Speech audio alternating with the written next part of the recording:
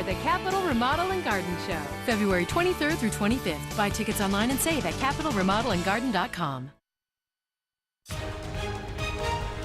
Good morning, America. This morning, falling through the cracks, the major mistake by the FBI, admitting it failed to act on warnings about accused school shooter Nicholas Cruz and a desire to kill. We truly regret any additional pain that this has caused. How he's ready to plead guilty under one condition, as President Trump visits victims with a community in mourning.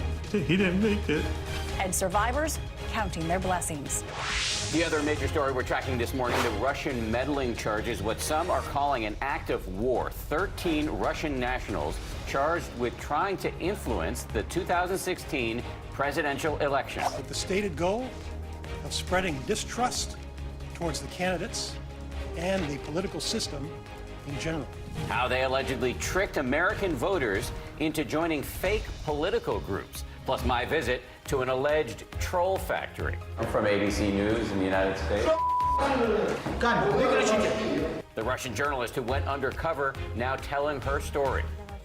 And Olympic moments, U.S. athletes on skates and on the slopes. Lindsey Vonn's attempt at gold in the Super G. Whoa, and almost on the side. That's going to hurt her. Jamie Anderson gearing up for Big Air's big debut. And Nathan Chen giving his quads a workout in a record-setting performance. Live from ABC News in New York, this is Good Morning America. Hey, good morning, and we are covering two major stories here this morning. The indictment of 13 Russians for waging what the special counsel calls information warfare on the United States. Is the White House correct when it asserts that these indictments actually vindicate the president? And what is being done to protect America from ongoing Russian attacks? But we are going to start here with new developments in the school shooting in Parkland, Florida. Overnight, the president and the first lady, they visited a hospital where the wounded students and teachers were there being treated, and also giving a thumbs up while meeting with first responders. That visit, however, coming just hours after the FBI admitted that it received a specific tip saying the alleged shooter, Nicholas Cruz, had access to guns and a, quote, desire to kill, and yet the agency failed to act. So much outrage and confusion over that news. ABC's Adrienne Bankert, who's usually with us here on the desk on weekend mornings, she's on the scene in Florida with the latest on the investigation. Adrienne, good morning to you. Good morning, Dan. Good morning, Paula. Yes, here in this picture-perfect community, it all seems so surreal. The shock of violence, a presidential visit, and now the horrifying realization that all of the pain could have been prevented. The job they've done is incredible, and I want to congratulate them. President Trump and the First Lady thanking doctors and nurses coming to the bedside of injured victims of Wednesday's high school massacre. Very sad something like that could happen. Sad and terrifying. After Nicholas Cruz's alleged murderous rampage, he jogged off campus and is seen walking into a McDonald's in this newly released video from just minutes after the shooting, right before the 19-year-old was arrested. Outrage over the brazen killings magnified by the explosive FBI confession of a huge mistake. Governor Rick Scott wants the FBI director to resign after the Bureau admits that on January 5th, a person close to Cruz called the FBI's public access tip line, concerned about Cruz's desire to kill, erratic behavior, and the potential of him conducting a school shooting. But according to the FBI, the information was never forwarded to the FBI Miami field office, and no further investigation was made. On behalf of myself and over 1,000 employees of the Miami field office, we truly regret any additional pain that this has caused. They had the name of the person, Nicholas Cruz, and they had the witness who was reporting it, so they would have been able to act on this information immediately, but they didn't. The Attorney General ordering a review of what went wrong. It's terrible, and now we have to live with our good friend instead. It could have possibly been stopped if the FBI did something about it. This would only be the most recent warning. In September, a video blogger contacted the FBI when a user with the name Nicholas Cruz posted, "I'm going to be a professional school shooter." While the community is in shock, Cruz is on suicide watch. The Broward County Public Defender tells ABC News he's ready for Cruz to plead guilty in order to avoid the death penalty. and that public defender has said he's hoping for a life sentence. Cruz has confessed to the killings. What's been absolutely frustrating is the number of red flags. The Sheriff's Department telling us they've received around 20 calls of concern about Cruz over the past few years. Dan and Paula? Yeah, such an egregious oversight by the FBI. Adrian, thank you for your reporting. And we do want to take a closer look now at the victims and the survivors in this shooting. We're learning more about a young man named Joaquin Oliver, whose loved ones are now calling for action. We're also hearing from the mother of a student who survived. This mom happens to be a survivor of an earlier mass shooting in the area, and ABC's Victor Oquendo is also in Parkland. Victor, good morning to you. Good morning, Dan and Paula. The memorials for the victims continue to line this park. Those 17 angels still lit up behind me. This morning, we're learning more about the people that they represent through their friends and families. He's the most incredible soul ever. Emotions still raw. Victoria Gonzalez telling us about her boyfriend, Joaquin Oliver, gunned down on Wednesday. The pain unbearable. His heart was so big. All he did was love anyone. He told me all the time that what he wanted in life was to make everyone else feel loved. He was everyone's hero. Gonzalez showing us the necklace she made from flowers he'd given her for Valentine's Day. You did that? Yeah, this morning. These are the flowers that he got me. With the biggest smile on his face, my mom told me in the car, she was like, he really loves you. 3 of Oliver's closest friends supporting Gonzalez the entire time. The night of the shooting, Julian DeCoste was with Joaquin's family when they got the news. Finally, at 2 o'clock in the morning, my mom comes back in the room. She was like, he didn't make it. And then I was just in shock. I just couldn't move. Nobody tried to deal with this, man. Nobody. 16 others had their lives taken that day. Countless ripples of heartbreak, but also stories of survival. Annika Dean's son Austin was in biology class and originally thought the shooting was just a drill. Seconds later, he messaged me, "It's not a drill, it's real." And my heart just sank. In an incredible coincidence, Dean is counting her blessings once again. She survived the Fort Lauderdale airport shooting last year, but says this was completely different. Being in a room with the man that's shooting was hard. But having my son be there was more terrifying for me. We're mourning. We're going to be mourning forever. Joaquin Oliver's friends have actually been helping to plan his funeral. Yes, they wanted to share his story, but they also made it very clear they want action from lawmakers. Dan, Paula? So much sadness, so much grieving, so much fear and anger in that community. We appreciate your ongoing coverage, Victor. Thank you. We are going to turn now, though, to the other major story we're tracking this morning. The special counsel indicting 13 Russian nationals for launching an elaborate scheme to meddle in our elections and undermine the American political process. The president is sounding off, claiming this vindicates him. Matthew Dowd is standing by with analysis, but we're going to begin with Kenneth Moten in West Palm Beach, Florida, for us this morning, where the First family is spending the weekend. Kenneth, good morning to you. Good morning, guys. On his way down here to South Florida, President Trump appeared to be focused on the Deputy Attorney General's statement that there's no allegation in the indictment that the Russians charged had an impact on the outcome of the election. But some Democrats argue that it's impossible to know how many hearts and minds, if any, were changed by alleged Russian interference. This morning, Democrats are demanding President Trump respond to what some are calling an act of war by Russia. I've been calling it an act of war for some time. Deputy Attorney General Rod Rosenstein announced Special Counsel Robert Mueller has charged 13 Russian nationals with meddling in the 2016 election. Some of them accused of operating right inside the U.S., pretending to be Americans. The indictment clear. The goal in 2016 was, quote, disparaging Hillary Clinton and supporting the presidential campaign of then candidate Donald J. Trump. The defendants allegedly conducted what they called information warfare against the United States. The alleged leader, Russian oligarch Yevgeny Prigozhin, known as Putin's chef, for dinners he's hosted for President Vladimir Putin. The indictment states the elaborate multi-million-dollar operation started in 2014.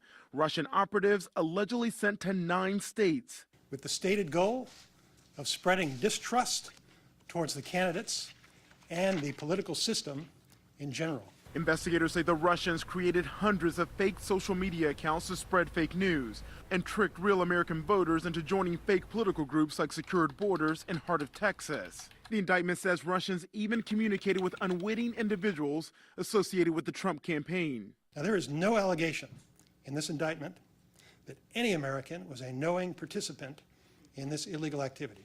President Trump seized on that comment, tweeting, "The Trump campaign did nothing wrong, no collusion." There's been no collusion between us and the Russians. There was absolutely no collusion. There is absolutely no collusion. Trump has called the Russia investigation a witch hunt, fake news a hoax. Do you see these 13 indictments as vindication for you?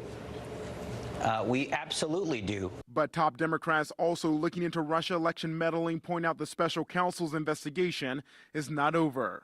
Just because this indictment has no mention of collusion or of knowing participation by Americans doesn't mean it isn't going to happen in the next indictment. In a White House statement, President Trump said Americans must unite to protect the integrity of our democracy and our elections. Despite a law giving him more power to hit Russia with tougher sanctions, the president has held off his administration, saying the threat is deterrence enough. Dan and Paula.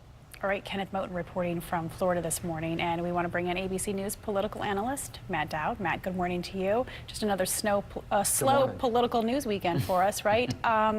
Let's start with this news about these indictments. The White House is claiming that the indictment vindicates the president because, as the president points out in his tweet, that the Russian meddling began in 2014 before he announced his presidential campaign. And the indictment also says that people connected with the Trump camp only made, quote, unwitting contact with the meddlers. So what do you think?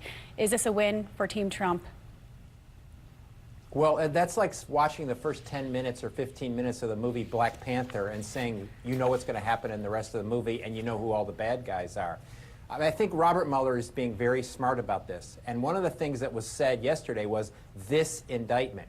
And Robert Mueller is doing serious amount of building blocks. He's done it with Paul Manafort. He's done it with Rick Gates. He's done it with George Papadopoulos. And this is just another building block. And so to say this is the end of the story really doesn't take into account what's going to come in the weeks and months ahead. This is not a win. It's obviously not a win for America, but it's not a win for Team Trump, because there's so much more to be discovered. And keep in mind, Paula, this is one strand. This is only one strand of the investigation that Bob Mueller is in. Yeah, we still have to talk about obstruction of justice and whether or not that happened. That's right, and hacking as well.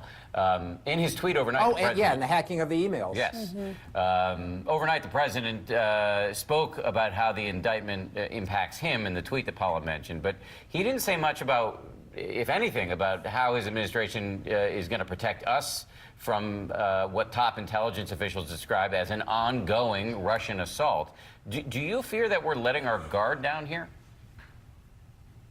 Well, I've feared for a while that we already let our guard down. The fact that this occurred in 2016 already means we let our guard down. It seems like nothing has changed between what happened on Election Day in 2016 or up till Election Day and what's about to happen, which many of the intelligence agencies have reported may happen in 2018 and in 2020. And so I think the most disturbing part of the president's reaction to this is it was all personal. It was all saying I was vindicated, which, as I said, doesn't vindicate him. It's only this indictment.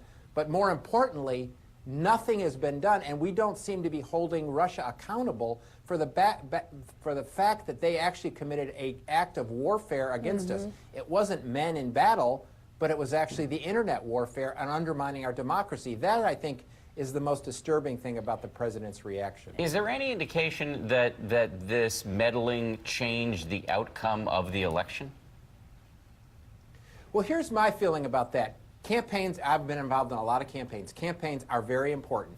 They affect voters. We wouldn't do them if they didn't otherwise. Communication is important. So I think it had an effect on voters. The only question is how many voters it impacted and whether or not it affected the result of the election. So we know Russia meddled, and we know campaign communication and social media affects voters. And so the question becomes, how many affected it? The Attorney General's office and the special counsel is not going to answer that question. That's a question for social scientists or others. But it did have an effect on the election. The question is, did it cause Donald Trump to win? And I don't think we'll ever know the answer to that question.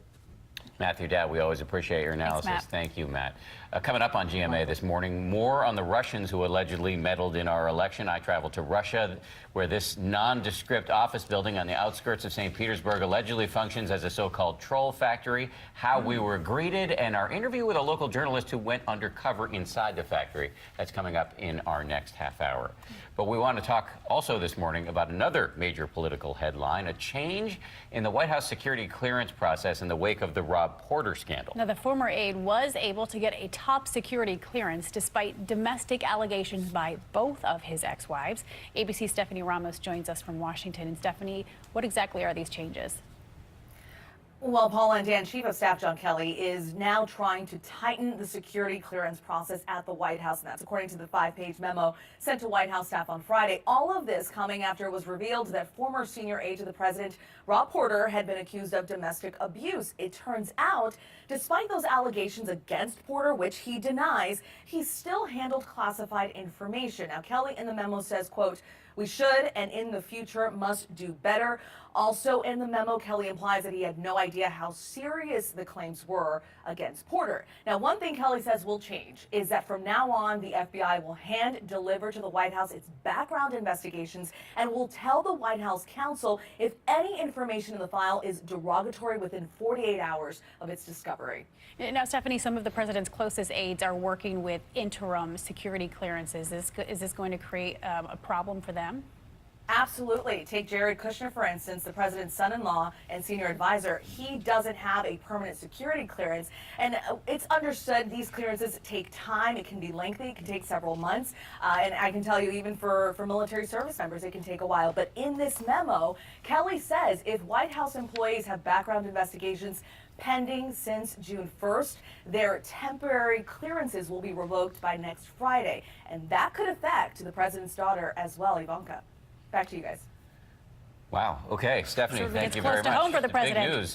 Stephanie, we really appreciate it. As we said, a lot going on this Saturday morning, including a brewing storm that's going to be rolling through the Northeast. And for that, we turn it over to Sam Champion, who is in for Rob this morning. Very happy to have you here again. Nice to see you guys. Good morning, everyone. Welcome Good back, morning, Sam. everyone. Yeah, and this beautiful kind of spring-like weather that we've had on the East Coast, the 50s and 60s, being slammed down by a little bit of cold air now. That quick-moving 1 to 3 inches of rain, some strong gusty winds, and all the problems. Let's show you some of the pictures. This around Uniontown, North Union Township. This is outside of the Pittsburgh area. And by the way, National Weather Service there says first February tornado in Pittsburgh since they've been keeping records in 1950.